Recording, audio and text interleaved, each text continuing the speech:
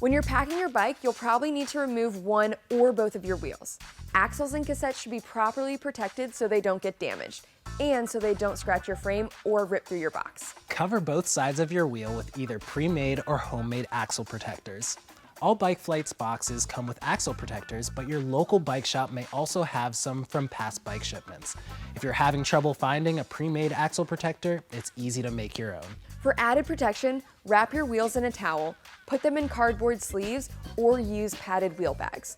These buffers keep the cassette teeth and axle ends from poking through the box or coming into contact with your frame. If you need to ship disc wheels, pack them in a separate box or case. These high-end wheels can be easily damaged, so it's worth taking extra precautions when shipping them. Check out the link in the comments below for a template to make your own axle protector.